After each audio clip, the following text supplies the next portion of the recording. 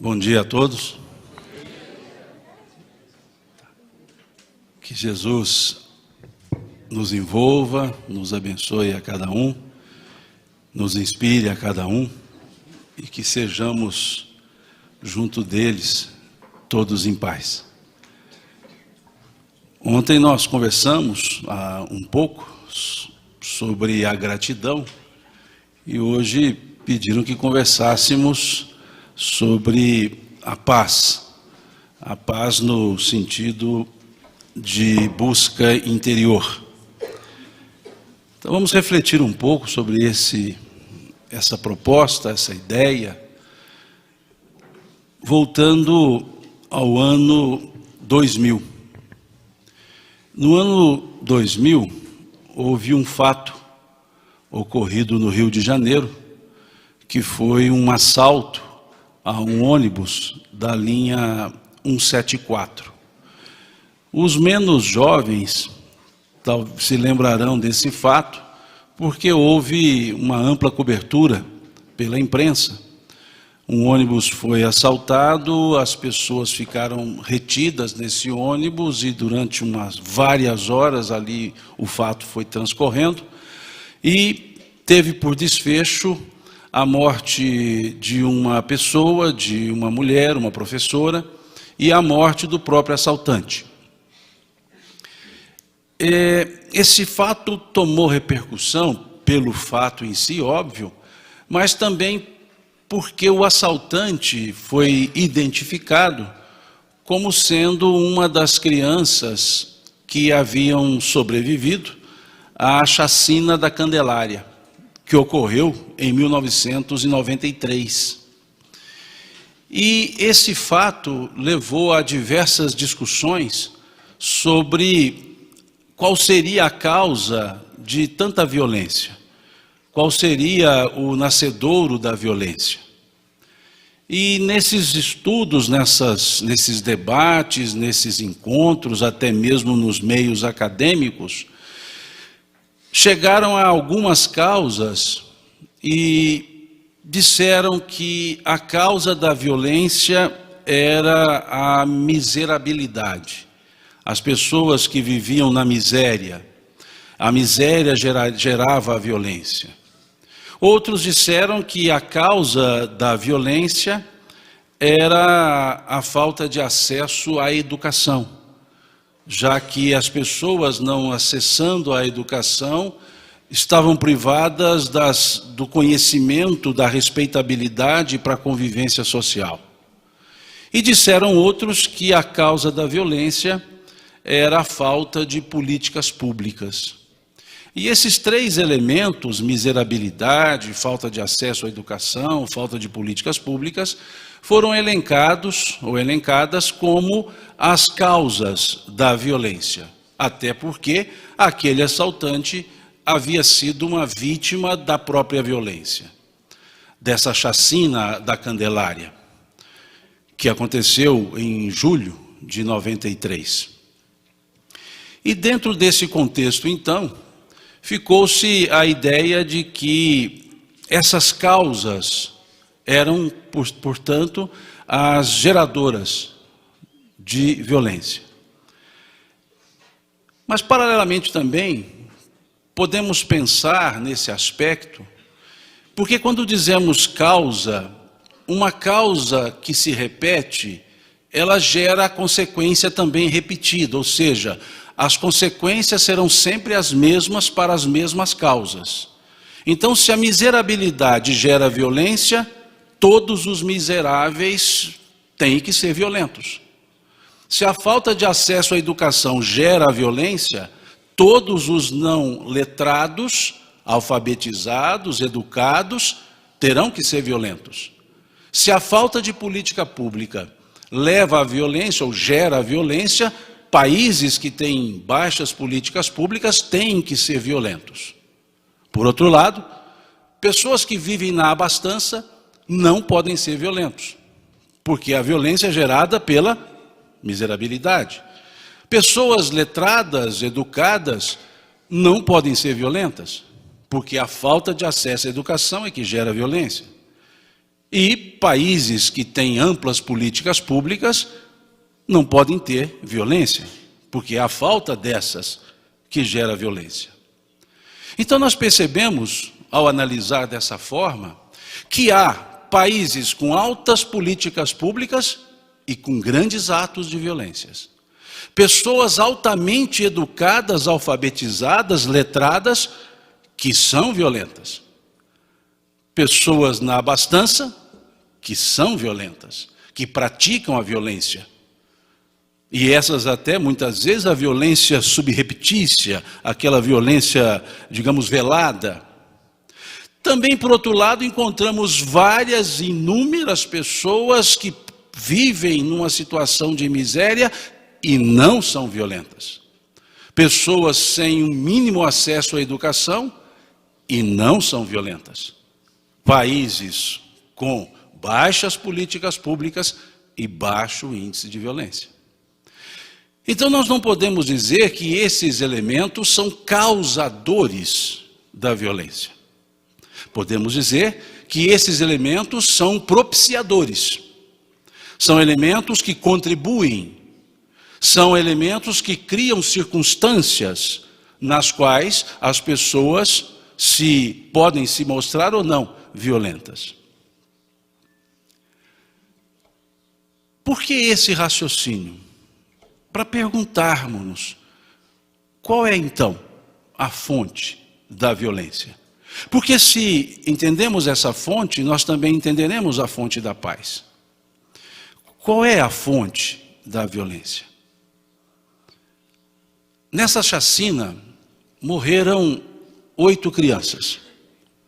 Elas eram crianças em situação de rua, e numa madrugada de junho, foram ali, na Praça da Candelária, na Igreja da Candelária, porque ali elas ficavam à noite buscando donativos das pessoas que frequentavam a igreja, passavam pela praça, e elas dormiam nos pontos de ônibus, dormiam nas marquises.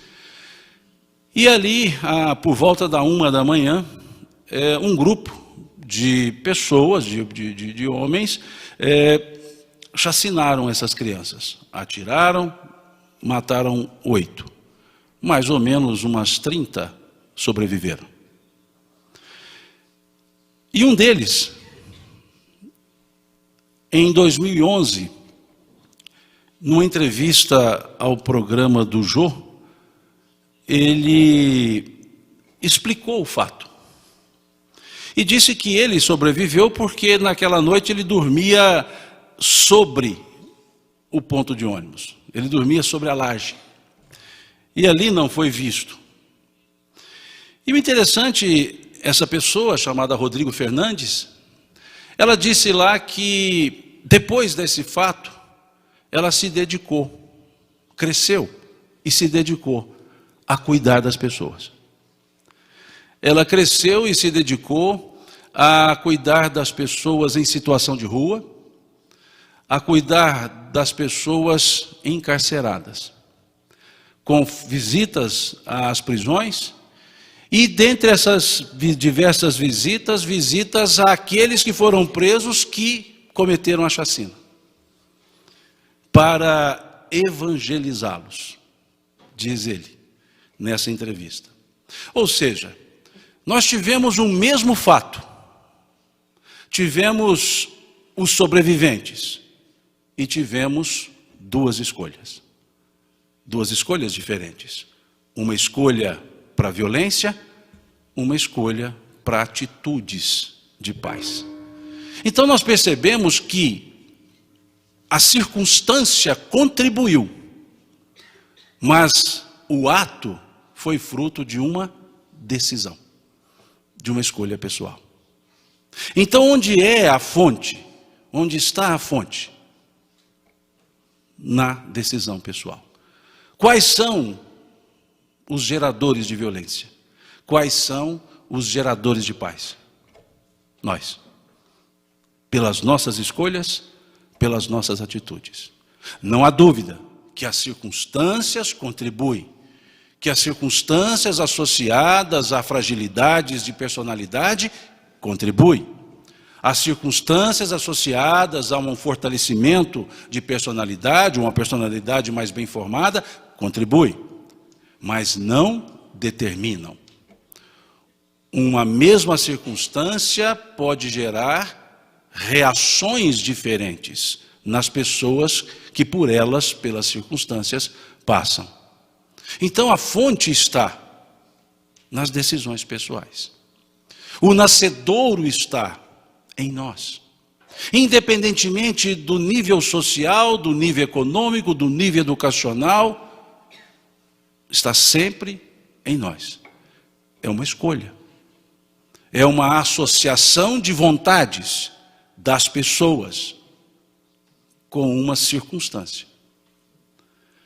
Há uma parábola, uma lenda hindu, que diz que havia em um reino um rei muito severo, um rei muito bravo, muito exigente, que sempre que buscava alguma orientação, ele a buscava exigindo dos sábios do reino respostas, soluções para os seus problemas, para as suas dúvidas. E quando ele não obtinha as respostas que ele gostaria de obter, ele então assassinava as pessoas. Então os seus sábios ficavam sempre com medo de respondê-lo, porque poderiam não se dar bem na resposta e serem então assassinados. E certa vez esse rei chegou para o seu grupo de sábios e fez uma pergunta muito objetiva. Depois de uma noite de reflexão, esse rei vira para os sábios e pergunta a eles: qual é o caminho para o céu? Qual é o caminho para o inferno? Estou trazendo para a linguagem ocidental. E os sábios, olhando um para o outro, não sabiam como dizer isso. E aí um deles, talvez mais esperto do que sábio, ali ele morava de forma retirada da cidade, do burgo.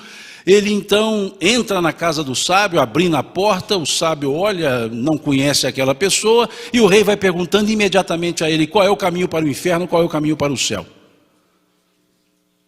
E o sábio então olhou para ele e disse: mas quem é você que entra em minha casa, abre a porta e vai me exigindo respostas? Ele disse: eu sou o rei. E o sábio disse a ele: mas não do meu reino.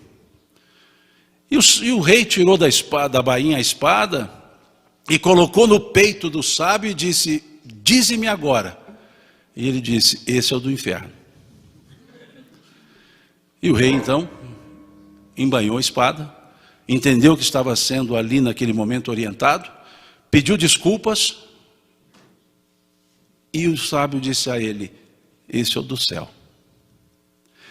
Os caminhos estão dentro de nós. Os caminhos para a serenidade, para a paz, os caminhos para a violência, a balbúrdia, estão dentro de nós. Sempre serão escolhas nossas. Sempre serão atitudes nossas, reações nossas.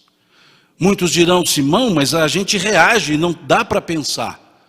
Exatamente por isso é que a reação mostra que nível evolutivo nós estamos. Porque se der para pensar, eu não ajo como eu sou. Eu ajo como eu quero que os outros pensem que eu sou. Mas quando eu ajo de forma reflexiva, imediata, reativa, sou eu, inteiramente, que estou agindo.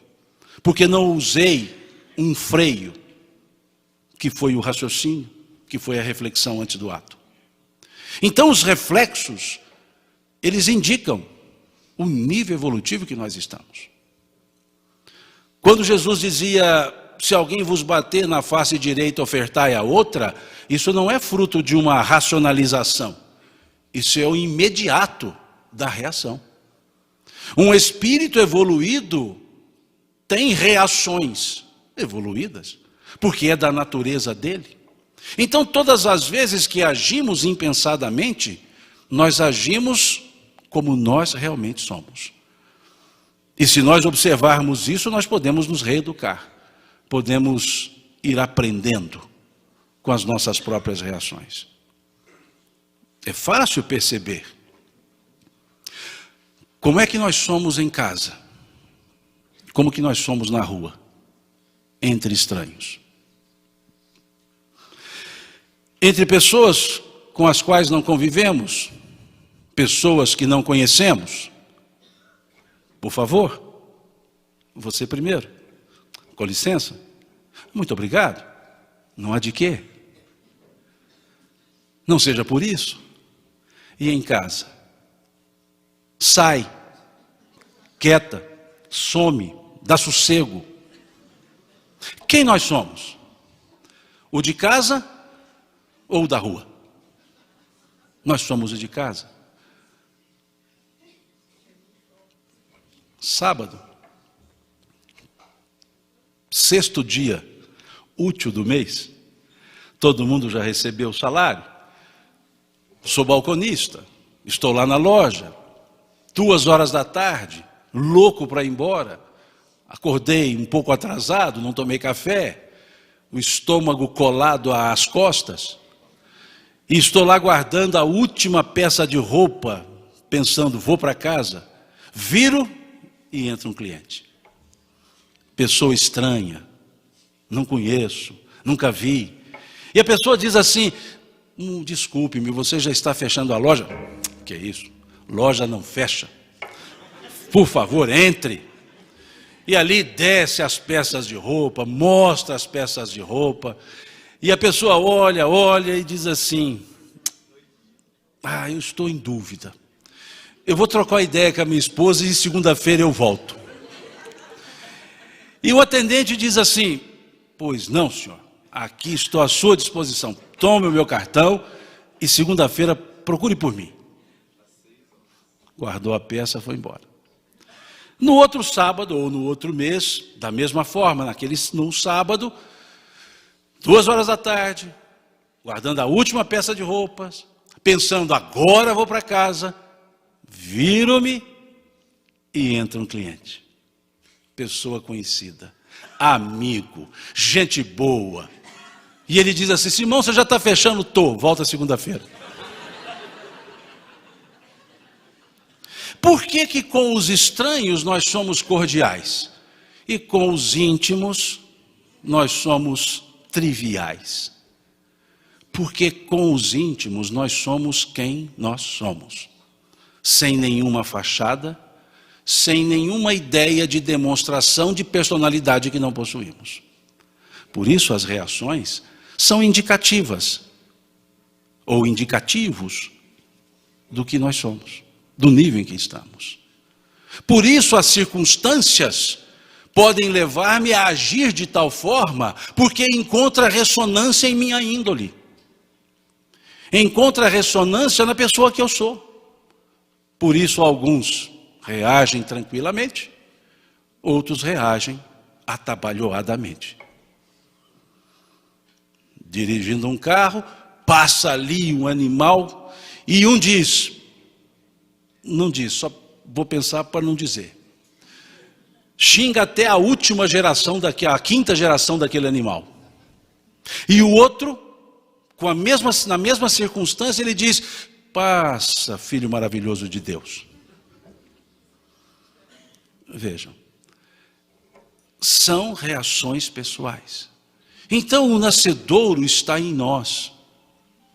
Nos nossos pensamentos, nos nossos sentimentos, nas nossas escolhas, nas nossas ações. E não nas circunstâncias. Eu não posso tributar responsabilidade à circunstância. Eu não posso tributar responsabilidade a outra pessoa. Mas sempre a mim. Que tenho a opção de agir de uma ou de outra forma. Então, quando refletimos sobre a paz, é preciso entender que nós somos os artífices para a construção da paz. Podemos dizer, como bem disse Nando Cordel, quando escreve a letra de uma de suas músicas, a paz do mundo começa em mim. Assim ele diz na letra da música. A paz do mundo começa em mim. Mas o que é essa ideia da paz? O que é a paz? E aí vemos Jesus dizer: eu vos deixo a paz. Eu vos dou a minha paz. Mas não vou-la dou como o mundo a dá. Eu sempre chamo a atenção para as frases, olhando os elementos constitutivos de cada frase. E é comum nós vermos nas assertivas do Cristo, traduzidas para a nossa linguagem, as chamadas conjunções adversativas. O que são conjunções adversativas? São aquelas conjunções que vão dar sequência na frase, mas, como já usei uma, mudando o rumo do sentido que a frase constrói. Quando eu uso mas, porém, contudo, no entanto, entretanto, todavia, significa que até eu usar a conjunção adversativa eu tenho um pensamento. Depois da conjunção eu exponho outra forma. Então vejamos, eu vos dou a paz, disse o Cristo. Eu vos deixo a paz. Eu vos dou a minha paz. Mas, veja, mas não vou-la dou, como o mundo a dá. Ele quis dizer então, eu deixo a paz, eu comungo pela paz, mas não essa que o mundo entende ser paz. Veja que ele usou a conjunção adversativa. Mas não vou-la dou, como o mundo a dá. Significando então que nós temos dois tipos, de entendimento para a paz. A paz do Cristo e a paz do mundo. A paz do mundo, não a paz no mundo.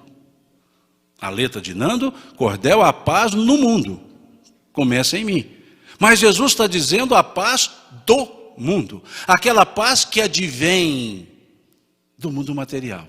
Aquela paz que advém das características dos habitantes do mundo material. E aí abro um parêntese. Vamos à questão 932 do Livro dos Espíritos.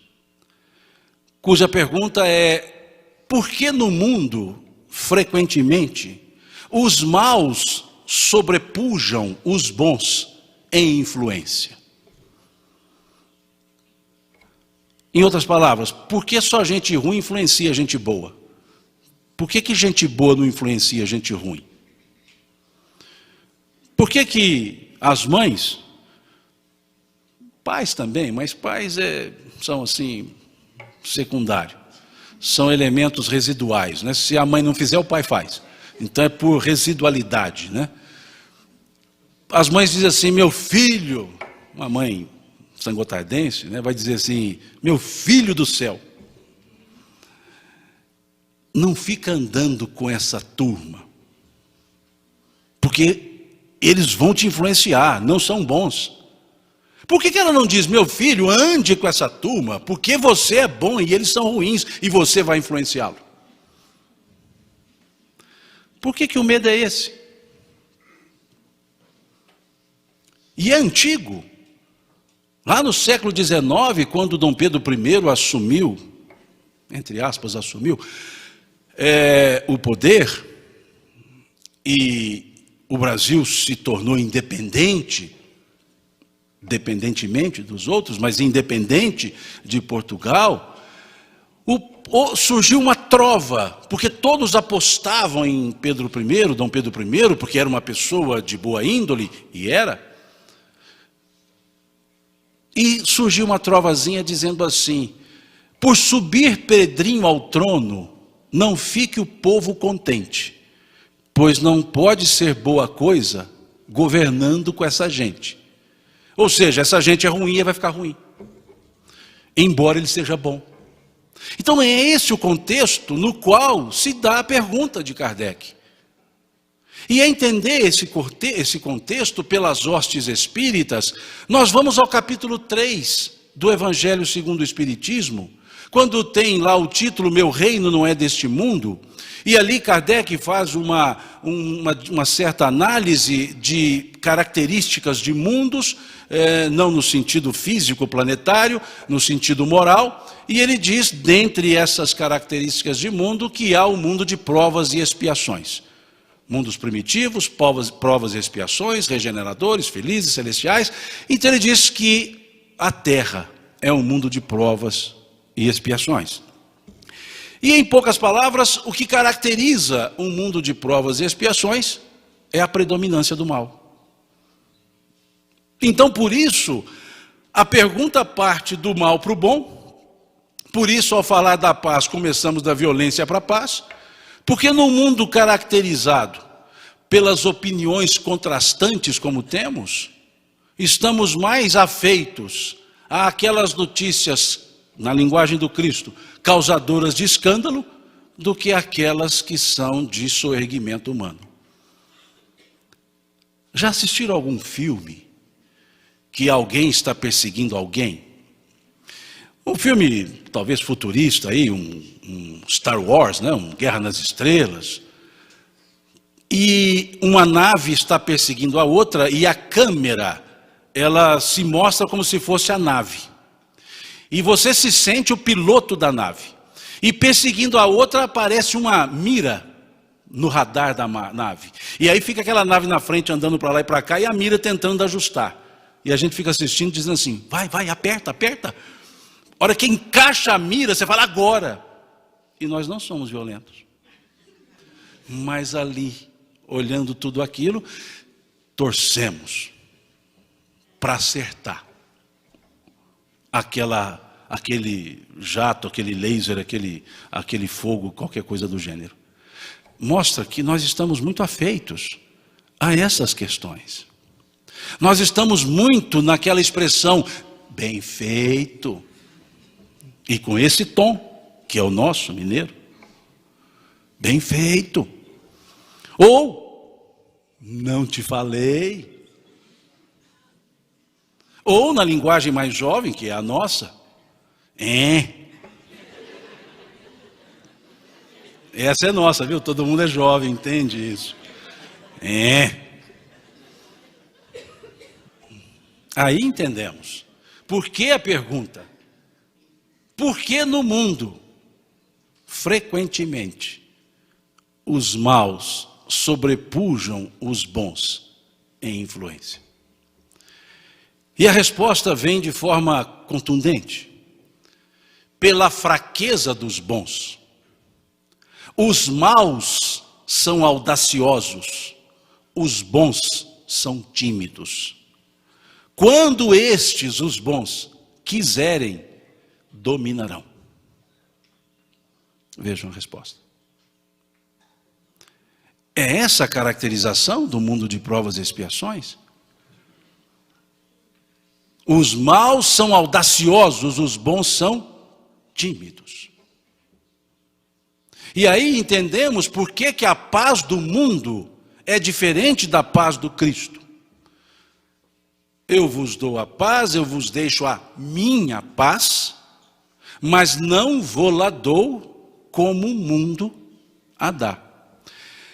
E Emmanuel, nesse contexto e com essa frase do Cristo, no capítulo 57 do livro Palavras de Vida Eterna, ele vai analisar essa frase. E vai dizer assim, a paz do mundo costuma ser preguiça rançosa. Veja a fala emanuelina. A paz do mundo costuma ser preguiça rançosa. Por quê? Porque nós, materializados que nos fazemos, achamos que paz é ausência de problemas. Achamos que paz é ausência de conflitos. Achamos que paz é nada ter que fazer, porque tudo está feito. Que paz é uma inércia. Isso é o que Jesus chamou de não vou lá dou como o mundo a dá. Para a gente entender isso, é só nós analisarmos uma situação bem natural, bem conhecida nossa. Domingo, o dia de domingo. O dia de domingo ele é dividido em duas partes. A parte útil e produtiva e a parte inercial. O período da manhã, no domingo, todo mundo acorda satisfeito, acorda cedo, dizendo assim, hoje é domingo. E vai para o seu esporte matutino, vai caminhar, vai para a igreja, vai para o templo, vai para a sinagoga, vai para o centro espírita, vai rezar, vai simplesmente olhar a natureza e contemplar, vai cumprimentar as pessoas, vai fazer visita, vai chegando próximo ao almoço, vai chegando próximo aí às 12 horas, 13 horas, a gente já começa a dizer, hoje é domingo. Porque essa parte do dia a gente já vai ficar quieto. E aí vamos ficar naquela ideia de paz do mundo, sem fazer nada. E começamos com o almoço domingueiro, me permitam assim colocar, que é um almoço paquidérmico. A pessoa que passa a semana inteira com fibra e proteína, chega domingo e fala, agora é carboidrato. Agora eu vou. Passa a semana inteira sem nenhum líquido durante as refeições e agora fala, aí eu quero um refrigerante, agora vai. E faz aquele almoço de domingo, paquidérmico, regado a um refrigerante, ou suco, ou água. Em resumo, se empanturra. E termina de comer e já começa a inaugurar a segunda parte do domingo. E começa a trabalhar com um sentimentozinho de culpa, dizendo assim, não devia ter comido isso tudo. E nós aqui, mineiros, os sangotardenses, somos assim, estamos assim um pouco mais culpados e dizemos assim para atenuar, eu acho que eu comi meio demais.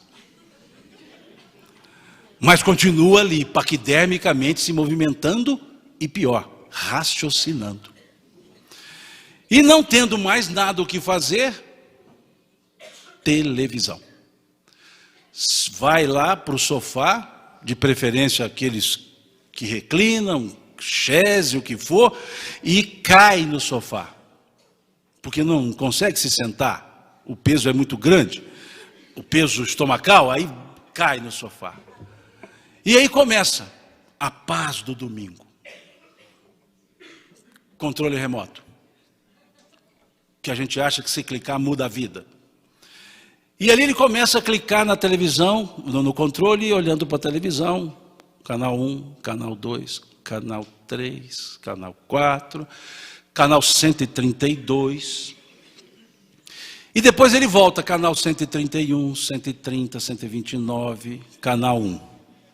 Depois de passar 132 de ida, 132 de volta, 264 cliques, diz assim, não tem nada que presta nessa televisão. Na verdade, tudo presta. Eu é que estou na paz do mundo, eu é que estou ali, jogado, sem raciocinar, sem pensar. E eu que me alimentei, bebi bastante água, refrigerante, não tenho a mínima sede. Num dos cliques está passando uma propaganda de um refrigerante. Um deserto, um freezer, não sei ligado onde, deve ser bateria solar. E aí abre aquele freezer, sai aquela fumacinha do gelo, aquele vapor. A pessoa tira um refrigerante, abre-o e faz aquele som. Tss. Aquele que já está empanturrado, vendo aquilo, se levanta, vai à geladeira, abre, pega o refrigerante que sobrou, toma e diz, porque ele foi conduzido a fazer o que ele não precisava fazer, porque estava na inércia, estava no ranço da preguiça, como diz Emmanuel. Quando nós não temos algo útil para fazer, nós somos conduzidos a fazer. É o que nós chamamos de reflexo condicionado, muito bem estudado por Pavlov. Quando ele condicionou os cachorrinhos a comer mediante o som de uma sineta. Eles comiam, ele tocava a sineta. Eles comiam, tocava a sineta. Eles comeram, foram embora e depois ele tocou a sineta. Eles voltaram para comer, sem nenhuma fome. O animal não come sem fome. Mas condicionado a sineta, a comida, eles comeram sempre ouvindo a sineta. Comeram, foram embora, escutaram a sineta, salivaram. Condicionamentos. Então a paz do mundo são condicionamentos que nós criamos entendendo isso é paz. Você está sossegado, né? Estou em férias. Quando eu me aposentar, aí sim, eu vou ficar em paz. E se aposenta, não tem mais trabalho, recebe uma aposentadoria, óbvio que complementada por outras aposentadorias, e diz assim, agora sim, agora eu vou ficar em paz, não tem mais o que fazer. Aí vai jogar dama na praça, cansa, e depois de uns 6, 7 meses ou um ano, começa a ficar incomodado porque não tem o que fazer. E lá, depois de um tempo, já começa a ficar em estados emocionais perturbados, em estados até depressivos, porque não tem o que fazer. Porque nós achamos que a paz do mundo é isso, é nada a fazer. Tem uma lenda que diz que um homem morreu, pode ser desencarnou, tudo bem. Na linguagem espírita, então, desencarnou, porque morrer e desencarnar são coisas distintas, não vem ao caso, embora semelhantes. E ele, depois da morte, ele se viu num lugar muito bonito, lindo, mas lindo, suave, brisa suave, clima suave, relva, e um jovem com afeição muito alegre chegou até ele e disse, seja bem-vindo, aqui o senhor pode fazer tudo o que o senhor não fez na terra, aqui o senhor pode desfrutar de um eterno descanso, aproveite. E aquele homem ficou satisfeito e disse, agora sim, vou me descansar. E se descansou, e se cansou de descansar. E ele pensou, bom, eu vou procurar aquele jovem, porque eu estou cansado de não fazer nada, eu vou procurar algo para fazer. E ele disse para mim que o que eu precisasse era só procurá-lo, e eu vou procurá-lo, e procurou. E disse ao jovem, olha, eu estou muito satisfeito nesse belo lugar, só que há uma coisa, eu queria algo para fazer. E o jovem então cingiu um pouco o rosto e disse, olha, infelizmente nem tudo eu posso lhe conceder. A única coisa que eu não posso lhe conceder é algo para fazer, porque aqui não se tem algo para fazer. E o homem disse assim, eu bem podia estar no inferno. E o jovem respondeu, e o senhor pensa que está onde? Porque Jesus havia dito, meu pai trabalha até hoje, e eu trabalho também. O trabalho é uma ocupação útil, ou toda ocupação útil é um trabalho. Então a paz do mundo não é esse abster-se de fazer. Então não é essa a paz que Jesus deixou. E ele deixa claro isso numa outra frase, quando ele diz, tenho-vos dito isto, para que em mim tenhais paz. Pois no mundo tereis aflições, mas tende bom ânimo, eu venci o mundo. Vejam então, que esse conceito do Cristo, de paz, não tem a ver com o mundo externo, pois no mundo tereis aflições.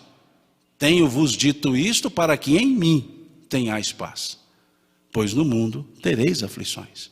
Então paz independe de quaisquer questões externas, de quaisquer circunstâncias externas, de quaisquer fatos externos, de quaisquer pessoas outras. A paz depende unicamente do meu sentimento. E nessa segunda frase do Cristo, Emmanuel vem fazer um comentário. No capítulo 136 do livro Fonte Viva. E ele encerra o capítulo dizendo, a paz decorre da quitação da consciência para com a vida, diz Emmanuel. Ou seja, a paz é decorrente da quitação da consciência para com a vida. A paz é uma sensação, um sentimento íntimo. com aflições, sem aflições, apesar das aflições, eu posso estar em paz. Porque depende do estado de consciência. Como Cristo bem disse, o reino de Deus não vem com aparências exteriores, pois o reino de Deus está dentro de vós. E a questão 621, citada já ontem, coaduna-se perfeitamente com essa frase do Cristo, que o reino de Deus está dentro de vós. A questão 621 do Livro dos Espíritos. Onde está escrita a lei de Deus? Na consciência. Então, por isso, Emmanuel trazer a ideia de que a paz decorre da quitação da consciência para com a vida. Se eu me sinto quite para com a vida, estou em paz. Embora eu tenha problemas, embora eu tenha dificuldades, estou em paz. Mas se a minha consciência não está quite para com a vida, embora eu não tenha problemas, embora eu não tenha aflições, eu não estou em paz. Porque é íntimo. A paz não se dá, a paz não se recebe, a paz se constrói. É algo de mim para comigo, e não de outra pessoa para comigo. É preciso promover atitudes de paz, mas as atitudes de paz não transferem a paz, demonstram a paz que trazemos. Por isso, quando olhamos o Sermão do Monte, em especial as bem-aventuranças, nós vemos duas bem-aventuranças que se assemelham.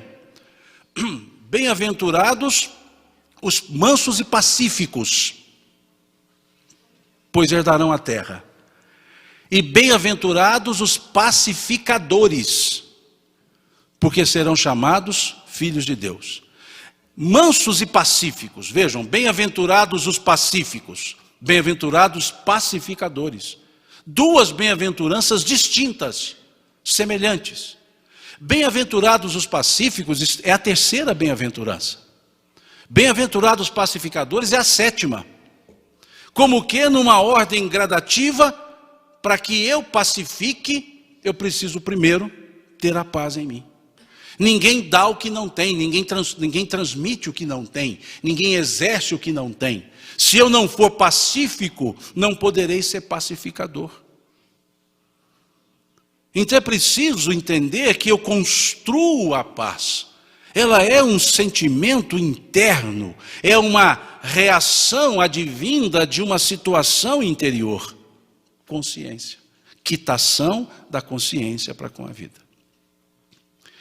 E as atitudes de paz não são trabalhadas de fora para dentro, mas de dentro para fora. É como se disséssemos que seremos, uma vez pacíficos, promotores da paz, na condição de pacificador. Ou pacificadores. O que nos leva a pensar, no texto, de uma oração muito conhecida, musicalizada até, ou musicada, se assim quiserem, que é muito chamada por oração de São Francisco. Essa oração, ela é atribuída, mas ela não é determinada que foi oração de São Francisco. Essa oração foi encontrada em 1917, no bojo da Primeira Guerra Mundial. Então ela tinha um título chamado Oração pela Paz. E o conteúdo é tão franciscano, que passou a se chamar Oração de São Francisco. Mas independentemente disso, pode ter sido advindo dele, óbvio, mas o que interessa é o seu conteúdo. Quando diz, Senhor, fazei-me um instrumento da vossa paz. Ou em outras traduções, fazei de mim um instrumento da vossa paz. Veja que não diz, Senhor, traga a paz. Ele diz, Senhor, fazei de mim um instrumento da vossa paz. Ou seja, aquele ali diz, eu quero promover a paz. eu tenho a paz, eu preciso ter atitude de paz. Eu não quero que a paz se faça porque ela não vai se fazer, eu preciso promovê-la. Não é, Senhor, trazei a mim a vossa paz. É fazei de mim um instrumento da vossa paz. E ele vai explicar a sequência dessa forma de pensamento, de ser um promotor da paz, dizendo as circunstâncias nas quais ele poderia atuar. E aí ele diz, onde houver ódio, que eu leve o amor. Ele não diz, onde houver ódio, que tu tragas o amor, que advenha de ti o amor. Não, ele diz, onde houver ódio, que eu leve o amor. É a atitude da pessoa, é do interior. Amor não se dá, não se direciona, amor se exala. Como Cristo a exalou, naquele momento que a mulher que padecia há anos, 12 anos, de uma hemorragia, de um fluxo sanguíneo, muitas vezes chamada mulher hemofílica, bastando a ela tocar a túnica do Cristo, ela se cura. E Cristo diz, alguém me tocou, pois de mim saiu virtude, pois de mim saiu poder. O amor, ele é exalado. Embora na nossa estrutura gramatical amar seja um verbo transitivo, um verbo que precisa de complemento para ser conjugado, o sentimento amar é intransitivo.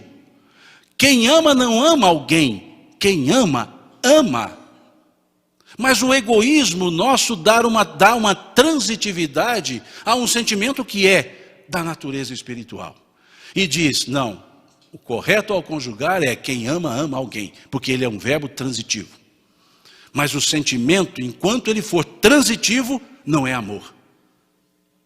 É apenas uma vontade própria. Então é isso que está lá, onde houver ódio que eu levo o amor. Certa vez, pediram a Chico que dissesse o que é o ódio, o que é o amor. Ele diz, o amor é o fogo. O ódio é o fogo. O amor é o fogo que aquece as mamadeiras nas madrugadas frias. O ódio é o fogo que destrói em incêndios vários. Ou seja, é o mesmo sentimento, dependendo do direcionamento que nós damos. Aqui em São Francisco vai ficar rapidinho agora, 10 minutos. Uma oração vai ser assim, orada em 10 minutos. Então veja, é o sentimento nosso que nós o direcionamos para construir ou para destruir. Porque dizia também Chico que o ódio é o amor ensandecido. Nós odiamos as pessoas por já tê-las amado. E diz assim, eu odeio essa pessoa. Eu não aguento essa pessoa. E me ligo a essa pessoa, justamente por esse sentimento. Eu amo essa pessoa, justamente por esse sentimento eu me ligo. Então por isso Chico diz que o ódio é um amor ensandecido.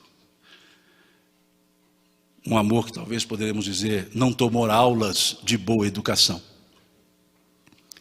Daí o autor dizer, onde houver ódio que eu leve o amor. Tentando mostrar que é ele que precisa agir, ou seja, nós é que precisamos agir. O sentimento não pode ser reativo, ele tem que ser ativo. Eu tenho que agir nele e não reagir com ele. Onde houver ofensa, que eu leve o perdão, vou salpicar. Vejam, o que é ofensa, o que é perdão? São as mesmas características de níveis. O que ofende e o que se sente ofendido estão no mesmo nível. Dizia Khalil Gibran que o perdão é o perfume que as flores soltam quando são pisadas. É a reação bondosa apesar da ação maldosa. Porque ele advém daquele que está em paz apesar daquela situação maldosa. É o perfume que as flores soltam quando são pisadas. Certa vez perguntaram a Chico, Chico, o perdão tem limite? Porque está dito que nós devemos perdoar 70 vezes 7. Chico disse, sim, 70 vezes 7, cada erro. Ou seja, infinitamente. E é importante entender esse 70 vezes 7. O 7 é tido como o número perfeito, o número final, o número acabado.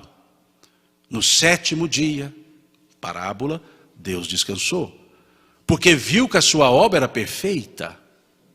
Então o 7 é a culminância, é o término. E Lameque, um personagem do Gênesis, ele então foi homicida. Ele mata um homem.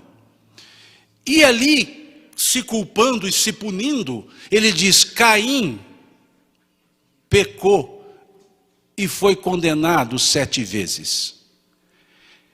Eu também matei, por isso eu me condeno 70 vezes 7 vezes. Ou seja, se o 7 é o final, eu ponho 70 vezes mais para dizer, eu não tenho perdão. E quando Pedro pergunta a Jesus, Senhor, até quanto devo perdoar ao meu irmão que me ofende? Até 70 vezes? Porque essa era a frase de Lameque, lá do Velho Testamento.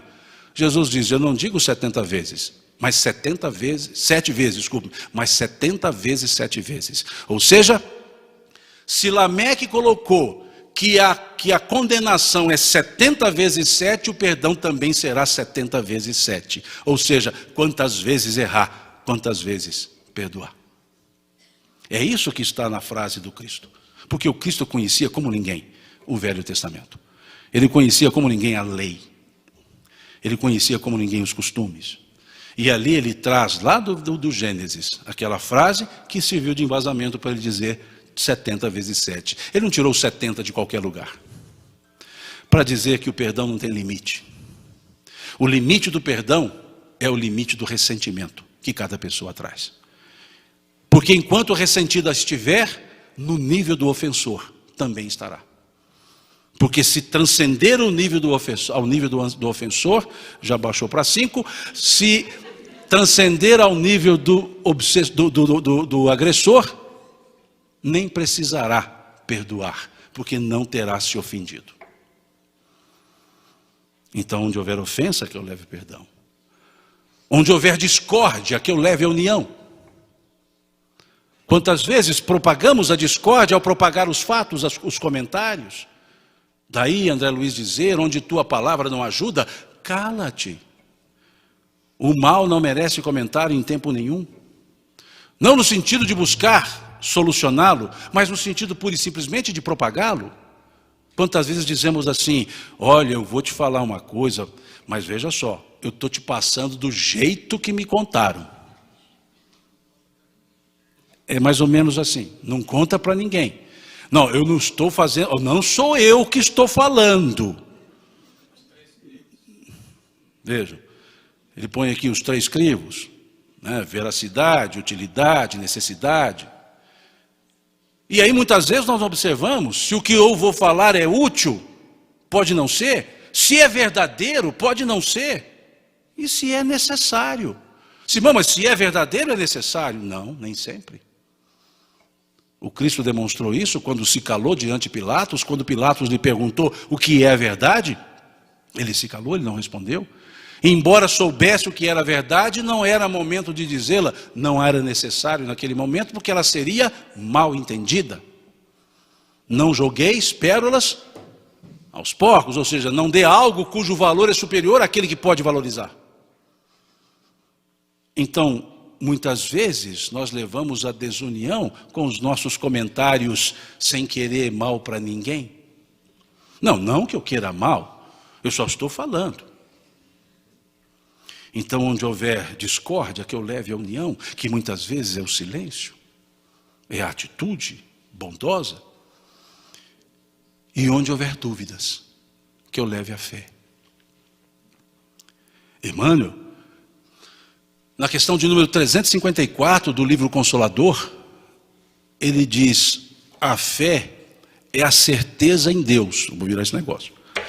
É a certeza em Deus. Certeza que ultrapassa os limites das crenças religiosas. Fé é uma relação direta com o Criador.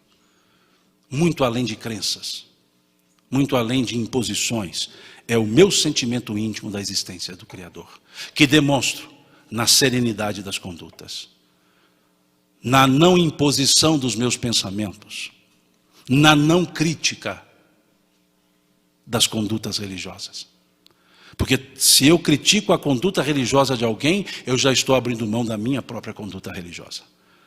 Porque a crítica não faz parte de nenhuma conduta religiosa. A crítica ferina. Onde houver erro, que eu estou brincando.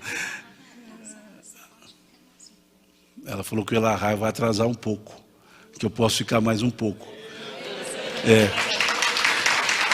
Mas só tem um detalhe: depois de mim não é o Elahá, é o lanche.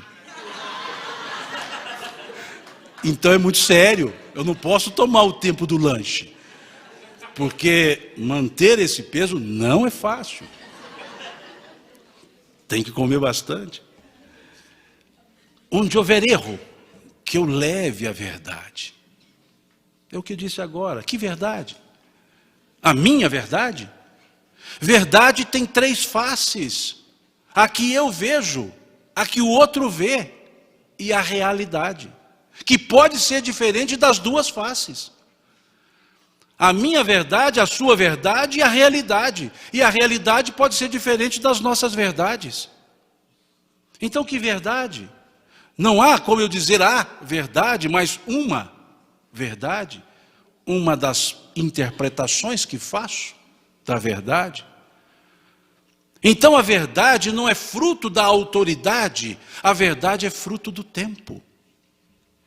Ela se mostra com o tempo. Por que com o tempo? Porque vamos amadurecendo-nos. E amadurecendo-nos, vamos interpretando os fatos cada vez mais, de forma madura, de forma mais experiente.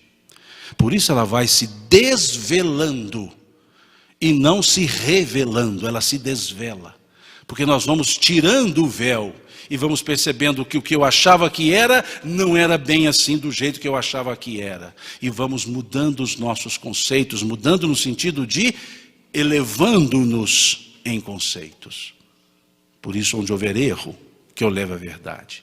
E Chico, sobre isso, ele diz assim: todas as vezes que fores falar a verdade, coloques uma gota de verdade em 1 litro de amor e fale. Veja, uma gota de verdade em 1 litro de amor e fale. E quantas vezes nós queremos falar a nossa verdade? Quantas vezes dizemos: eu vou te falar umas poucas e boas. Não são poucas e muito menos boas. Eu sou verdadeiro, eu falo o que eu sei, o que eu penso. Seja verdadeiro, mas não seja ofensivo. Meça palavras e circunstâncias. Palavras corretas, circunstâncias corretas, resultado correto. Circunstâncias corretas, palavras incorretas. Palavras corretas, circunstâncias incorretas, resultado incorreto. Meçamos bem, então, as nossas verdades. E assim sim, poderemos, onde houver erro, que eu leve a verdade. Onde houver desespero, que eu leve a esperança. Muitas vezes, nós frustramos as esperanças alheias. Muitas vezes, com a nossa desídia, a nossa falta de agir, com o nosso próprio desânimo, desanimamos pessoas. Os nossos exemplos desidiosos levam pessoas à desídia, à falta de agir. Tiramos o ânimo das pessoas, aquilo que o Cristo tanto nos pediu: tem de bom ânimo. E tiramos a esperança. Ânimo alma, animos, alma, de dentro. Então, que entendamos que as coisas podem estar difíceis, mas podem ser solucionadas. Somos seres imortais. Quantas situações insolúveis, insolucionáveis, nós já solucionamos? Quantos nunca mais já se passaram? Então a esperança nos mantém a chama que aquece a vontade de prosseguir. Quando dizemos levar a esperança, é agir com vontade.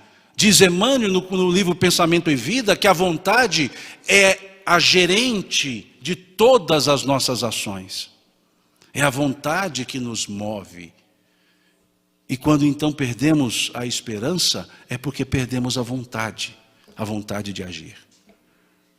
E só nós podemos recuperar essa vontade. E recuperando-a, exemplificamos. Onde houver desespero, que eu leve a esperança. Onde houver tristezas, que eu leve a alegria. Palavras que soerguem, atitudes que alegram. Porque tristeza e alegria não são perenes. Quando estiver triste, fique tranquilo, você vai se alegrar. Quando estiver alegre, fique tranquilo, você vai se entristecer. Porque elas se alternam.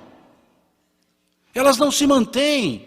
Mas se eu entendo a paz e entendo, como dissemos ontem, a felicidade, tristeza e alegria passam. Mas me mantenho sereno e feliz. Feliz, embora triste. Feliz e alegre.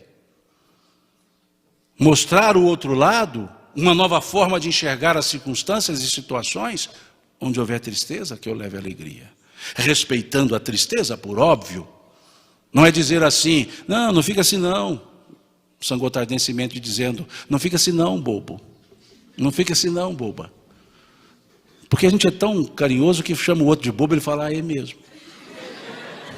É porque é um bobo tão carinhoso, né? É um trem que a gente tem.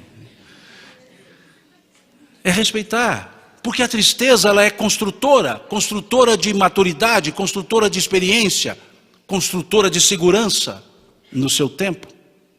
Depois me alegro. E aí vou me construindo. Onde houver tristeza, que eu leve alegria. E onde houver trevas, que eu leve a luz. Veja o conceito que essa oração traz. Diversas circunstâncias, mas um só, o agente, a pessoa. O eu. Que eu leve. E não que venha. Por isso a paz se constrói. Se constrói de tal forma que passamos a entender a vida na sua complexidade, mas ao mesmo tempo na sua serenidade, no seu curso natural, e passamos a perceber que apesar de circunstâncias adversas, que apesar de circunstâncias propiciadoras de erros, a minha vida, a vida de cada um de vocês, é a melhor vida do mundo. E por que eu posso afirmar categoricamente que a minha vida é a melhor vida do mundo? Porque ela é minha. E só eu posso vivê-la, mais ninguém. Por mais que eu olhe, veja e contemple a vida alheia, eu nunca poderei vivê-la. Porque ela é alheia, ela é do outro. É da outra pessoa. Eu só posso viver a minha vida. Ela foi feita para mim. Só eu posso cultivá-la. Então, só por isso, ela é a melhor vida do mundo. Por mais difícil que transpareça. E encerrando, ela falou que depois traria um papelzinho dizendo assim, acabou o tempo. Ela não trouxe o papelzinho. Trouxe agora. Encerrando, diz que eu acho que esse fato não aconteceu. Posso até quase dizer quase certeza que não aconteceu. Mas eu posso afirmar que ele é verdadeiro. o que eu vou narrar. Eu garanto que é verdade, mas eu tenho dúvida se aconteceu. Eu acho até que não aconteceu, mas que ele é verdade, é. Eu recebi há anos isso. Um texto, na época o pessoal ainda usava e-mail, eu recebi um texto por e-mail. E dizia assim, que havia um homem que queria vender um sítio.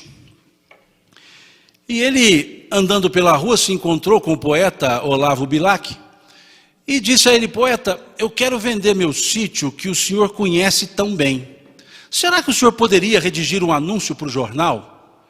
E o poeta pegou um papel e escreveu: vende-se encantadora propriedade, onde cantam os pássaros no extenso arvoredo ao amanhecer. É banhada por marejantes e cristalinas águas de um belo ribeirão, e a casa nela existente é banhada pelo sol nascente e oferece as sombras tranquilas das tardes na varanda. Passado algum tempo, o poeta se encontrou com o homem e perguntou a ele: e aí, vendeu o sítio? E o homem respondeu: nem pensei mais nisso. Depois que eu li o anúncio é que eu vi a maravilha que eu tinha. Isso é verdadeiro. Porque é preciso muitas vezes que pessoas de fora mostrem para nós o quão bela é a nossa própria vida. Não deixemos para valorizar a vida quando alguém nos disser que ela é boa. Vejamo-la sempre pelo ângulo daquele que pode vivê-la. Eu, vocês, como sendo a melhor vida do mundo. É a coisa mais bela, a vida. Vivamo-la intensamente. E aí sim, construiremos a paz. A paz que vocês sentem depois que eu termino de falar, porque agora vocês dizem: acabou. Chega, 2 é muito. E aí eu agradeço a vocês por essa paciência de nos ouvir, por essa serenidade em nos olhar e por essa bondade em nos acolher. E sempre agradeço na minha mineirice. Deus lhes pague. Deus lhes pague pelo carinho, Deus lhes pague pela atenção e que Deus os abençoe nessa jornada imortal chamada vida. E nesse momento de 24º Messesg, que tem começo e fim, e o fim dele é o começo do 25º. Então também é imortal. Que sejam abençoados também nesse Messesg. Muito obrigado.